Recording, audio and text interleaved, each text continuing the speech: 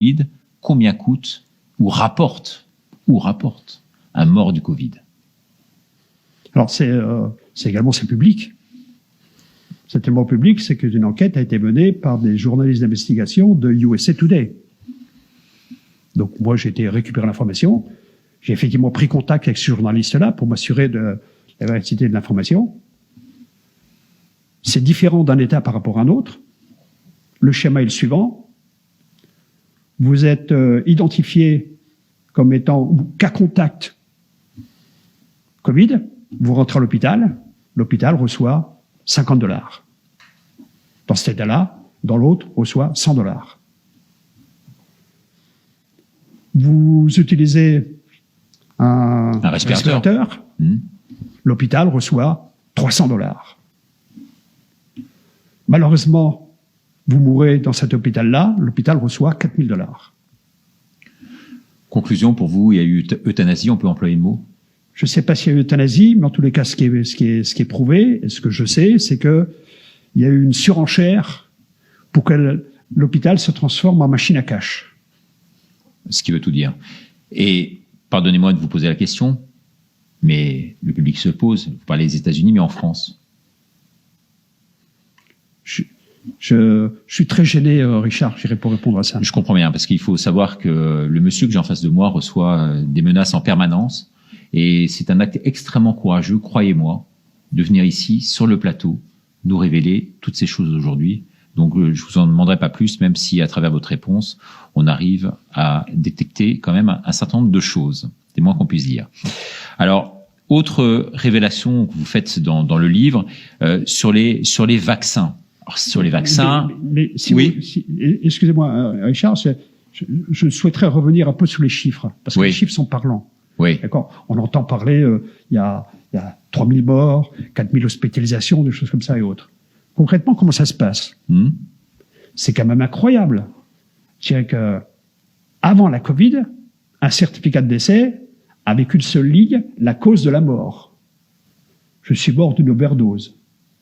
Je suis mort, je dirais, du cancer, avec la définition de type de cancer. Je suis mort par arme à feu. Ça, c'était avant la Covid. Ils ont changé, le libellé. Après la Covid, avec les directives de l'OMS, on a rajouté une ligne. On a dit, t'es mort d'une overdose et tu avais la Covid. On est mort avec. Forcément. Mais on est mort de l'overdose.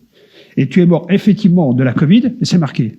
Et la totalité de ces chiffres-là, c'est que vous soyez mort avec d'une overdose, avec la Covid ou pas, c'est totalisé dans le nombre de morts. C'est ça.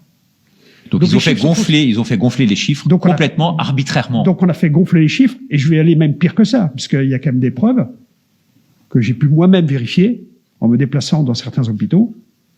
Dans certains hôpitaux, si une personne est mourante à l'étage où on traite de la Covid, dans son certificat de décès, il y aura marqué mort de la Covid. Mort Covid. Mort Covid. Mort Covid. Un suicidé et mort Covid. Alors qu'il était rentré, il est décédé d'un cancer. Mais il était sur un étage où effectivement il y avait le traitement des Covid, on était en train de faire des tests, des choses comme ça. Alors ça, effectivement, on va en reparler dans quelques instants quand il s'agira d'évoquer la communication en la matière. L'autre révélation, je le disais tout à l'heure, c'est sur les vaccins. Effectivement, on parle de vaccination, de taux de succès de tous ces vaccins qui sortent et que vous connaissez tous, hein, et les 3 ou 4 principaux qui sont sur le marché à l'heure actuelle en France. On parle d'un taux de succès dans la presse de 94-95%, ça marche très très bien. Alors vous avez des informations à nous livrer, parce qu'en fait, les chiffres qui sont avancés, on ne peut pas aujourd'hui les avoir, ils ne sont pas publics, il faut quelqu'un comme vous qui connaisse par cœur et à un niveau incroyable la cybersécurité pour pouvoir les retrouver. Quels sont ces vrais chiffres? Patrick Joland. Alors, si on regarde, c'est vrai qu'il y a des messages publicitaires des principaux fabricants de vaccins, pour ne pas les citer, Pfizer, Johnson & Johnson, Moderna, AstraZeneca. Moderna assure 95% de succès de son vaccin. Quelques jours après, il assure 100%. Johnson assure 90%. Moi, je veux bien. La question que je me pose, c'est d'où viennent ces chiffres? D'où vient ce 90% et basé sur quoi? Ah non, c'est opaque, on peut pas, c'est confidentiel. Ah bon, c'est confidentiel? Mais pourquoi c'est confidentiel? Comment vous avez fait ces 95%? Alors j'ai été un peu gratté. D'accord, je suis tombé par hasard sur des papiers d'accord, qui montrent qu'en réalité, l'efficacité est nettement moindre, sans annoncer des chiffres, est nettement moindre que c'est annoncé.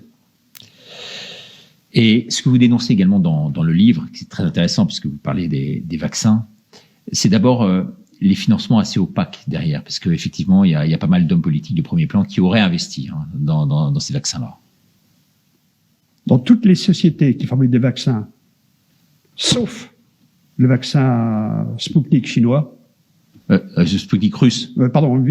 Sputnik russe, je dirais Bill Gates a mis de l'argent. Y compris dans les sociétés chinoises. Y compris dans Sinopharm. Parce qu'il y a 3 vaccins chinois. Il y a 3 vaccins chinois, y compris dans les 3 fabrications chinois.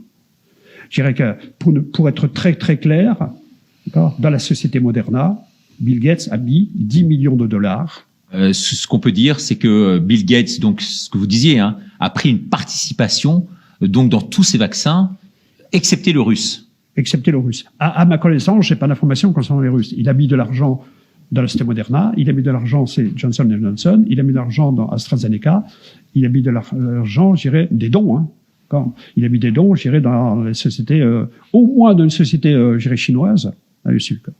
Mais quand on revient au vaccin, toutes ces sociétés avaient des casseroles avant celles dont vous parliez, là. Toutes ces sociétés ont des casseroles, sauf Moderna. On parlera de manière particulière sur Moderna. Alors, toutes les sociétés ont des casseroles. Si vous me posez la question, Richard, pourquoi tu ne te fais pas vacciner, Patrick? Premièrement, c'est des sociétés, ce sont les seules sociétés qui fabriquent des produits sur lesquels elles ne sont pas responsables. Je me fais vacciner, j'ai un problème, je vais voir qui? Pas eux, ils ne sont pas responsables. Je vais voir la communauté européenne qui, eux, va me rembourser. Pourquoi je ne me fais pas vacciner? Quand je regarde toutes les casseroles qui traînent. Il y a les assurances aussi. Les assurances, elles ne remboursent pas. Et les assurances vont me dire, écoutez, on a du mal à vous faire rembourser sur un vaccin qui est en test. On en parlera, les vaccins sont en test. Phase 2, et pas phase 3. Phase 2, une partie de la phase 2. La phase 2 sur Pfizer se termine en juillet 2021. On n'est pas encore en juillet 2021 qu'à la fin de la phase 2. Mais ça, c'est sur le site internet de la société, je n'invente rien. Et vous parliez de Moderna, là. Alors, au niveau de Moderna, il faut peut-être faire c'est une très belle société. Dirigée par un Français. Dirigée par un Français, qui a fait l'école centrale, je dirais, de Paris. D'accord, qui fait partie de la liste des milliardaires. Alors, la société Moderna, d'ailleurs, le nom Moderna vient de quoi? Moderniser, le RNA veut dire moderniser l'ARN. Je veux moderniser l'ARN. D'accord? D'où vient le nom? C'est toujours important de regarder un petit peu l'étymologie des noms. Moderna a été créé en 2010. Il n'avait aucune antériorité dans ce milieu-là. Aucune antériorité, aucun passé, d'accord, dans ce milieu-là. En 2018, ils ont déposé un dossier pour rentrer à la bourse de New York. Quand on rentre à la bourse de New York, il y a le gendarme de la bourse de New York, qui s'appelle la SEC, qui vient analyser le dossier. C'était refusé. Il analyse le dossier, et le rapport, qui est également disponible sur Internet, d'accord, dit, écoutez, le niveau de risque de vos produits est très important, vous n'avez même pas fait d'essai sur les animaux, hein, on ne sait pas ce que ça veut dire, l'ARN, revoyez votre copie. Donc il est en premier refusé. On revient, puis il a accepté. Moi, j'ai pris le dossier qui fait 267 pages en anglais, et le soir, je lisais les pages pour regarder. Et je suis tombé sur une page où Moderna, en 2018, a des partenariats privilégiés avec une société qui s'appelle AstraZeneca. Moi, je dis, mais comment ça, ils travaillent ensemble? Mais ils travaillent ensemble depuis des années, monsieur Joland. Ah bon, mais c'est même noté dans le document officiel, je dirais, de la bourse. A des partenariats avec la DARPA, c'est-à-dire le Centre de recherche militaire américain. Il y a des partenariats avec la fondation Bill Gates. Bill Gates et Melinda Gates. Alors, c'est intéressant comme truc. Quand je me fais vacciner par Moderna, c'est le vaccin AstraZeneca ou c'est quoi les partenariats? Alors évidemment, on est en 2018, on n'est pas en 2019, mais le partenariat existe toujours. Allons un peu plus loin sur la société Moderna. Et on est où, puisqu'on m'avait posé la question sur les vaccins. On est au début 2020.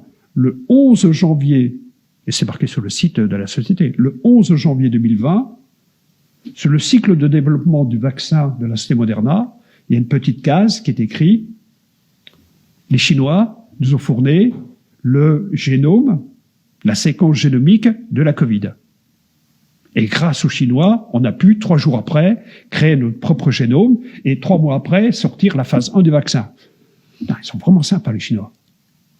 Ils sont vraiment très sympas. Leur ont donné comme ça, c'est un petit cadeau de bienvenue. C'est un petit cadeau de bienvenue, surtout que ils fabriquent eux-mêmes des vaccins. Hein.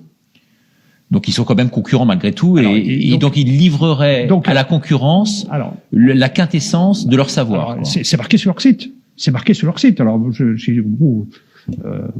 et c'est toujours marqué sur leur site. Après bon, le 11 janvier. Alors, j'ai dit le 11 janvier. Je regarde sur le site de l'OMS. Effectivement, c'est confirmé le 11 janvier. Mais je regarde, mais qui fait le maximum de dons à l'OMS? C'est Bill Gates. 70% du budget de l'OMS est Bill Gates. Mais qui a mis un maximum d'argent dans Moderna? C'est Bill Gates. Donc la date du 11, j'y crois pas. Alors j'y crois pas, et je vais faire un tour sur la Maison Blanche. Et je tombe sur des communications de Mike Pompeo, le secrétaire d'État, qui dit « Les Chinois, on est le 22 avril 2020, les Chinois ne jouent pas le jeu, ils nous ont toujours pas fourni la génome du virus, on ne sait rien faire. » Alors qui croire? Qui croire? Il y en a un qui dit « On a la génome, on peut fabriquer, on est le 11 », et il y en a un autre qui s'appelle le secrétaire d'État qui dit « Écoutez, le 22 avril, j'ai rien reçu, et au mois de juillet, j'ai toujours rien reçu. » Alors qui ment dans l'affaire? Qui ment dans l'affaire? Qui ment dans l'affaire? En tous les cas, moi je suis population, donc toute le bricolage, j'allais dire la magouille interne, je ne veux pas en entendre parler. Moi, ce que je veux faire, c'est est-ce que je dois faire confiance à ce type de vaccin-là? Voilà, et c'est pour ça que vous avez écrit ce livre, donc Un monde de menteurs. On nous ment, en gros. On nous ment sur tout. On nous ment sur tout. 80% des informations, et je le redis, qui circulent aujourd'hui sur Internet, des informations dites officielles, sont, selon vous, fausses. Alors, revenons à Bill Gates un court instant, parce que Bill Gates, dans un premier temps, on l'a compris, il aurait investi dans ces sociétés-là, pour les intérêts qui lui incombent. Et puis, parallèlement, il investit énormément, et c'est ça qui est très intéressant, dans la communication. Parce qu'il fallait aussi qu'il maîtrise complètement la communication. On sait qu'il a investi dans le monde, mais pas uniquement dans le monde. Le monde à hauteur en France de 2 millions d'euros, en tout cas entre 1,4 million et 2 millions, mais plus vers 2 millions visiblement. Plus vers 2 millions. Plus vers 2 millions. Et pour le reste, est-ce que vous pouvez nous livrer la liste des journaux dans lesquels il aurait investi? Alors, je dirais que Bill Gates, je ferai un livre sur Bill Gates. Il est prévu. D'accord? Je me tâte de savoir si je raconte tout. Bill Gates a investi dans tous les laboratoires, que ce soit Merck, que ce soit Novartis, que ce soit, je dirais, AstraZeneca, que ce soit Johnson & Johnson, que ce soit Moderna et autres. Il investit des centaines de millions de dollars. Des centaines de millions de dollars. Bill Gates, pour un certain nombre de raisons, a chapeauté la presse et les médias. Il a fait des dons au Monde, il a fait des dons à Al Jazeera, comme journal, il a fait des dons à la BBC. Al Jazeera. Il a fait des dons à la BBC. D'accord. Il a fait des dons, je dirais... Guardian, je crois. The Guardian, d'accord. Il a fait des dons à l'école de journalisme européenne. Pourquoi? Pour la formation des journalistes de demain. Pourquoi? Comme j'ai l'esprit un peu mal placé, ça dépend comment je me lève, je me suis dit, avec ça, le journal Le Monde n'est pas prêt de faire un mauvais papier sur Bill Gates, quoi. Et puis, il a également investi dans pas mal de journaux d'Europe de l'Est, j'ai vu. Et beaucoup investi dans les journaux d'Europe de l'Est. En tous les cas, écoutez, je pense que, comme disait ma grand-mère, la coupe est pleine, après tout ce que vous venez de nous livrer comme information de toute première importance. On va pas en dire plus, parce que quand même, il faut maintenir le suspense et que les téléspectateurs puissent lire votre livre. En tout cas, on a passé, je crois, plus d'une demi-heure en votre compagnie, ce qui est déjà énorme. Et en tout cas, je vous remercie infiniment d'être venu très courageusement. Et je le dis haut et fort, parce que des gens comme vous, je veux dire, il y en a pas beaucoup qui osent dire tout cela à l'antenne, chez nous et dans les conditions du direct. Et donc, effectivement, un monde de menteurs, la cybersurveillance au service de la vérité. Il n'y a pas que le Covid. Ça sera peut-être l'occasion de revenir sur cette chaîne ou sur une autre pour en parler. En tous les cas, merci infiniment d'être venu. Patrick Jolland, merci à vous, téléspectateurs, de nous avoir suivis. Envoyez toutes vos réactions à présent sur le site de François. Et merci pour votre fidélité. Au revoir.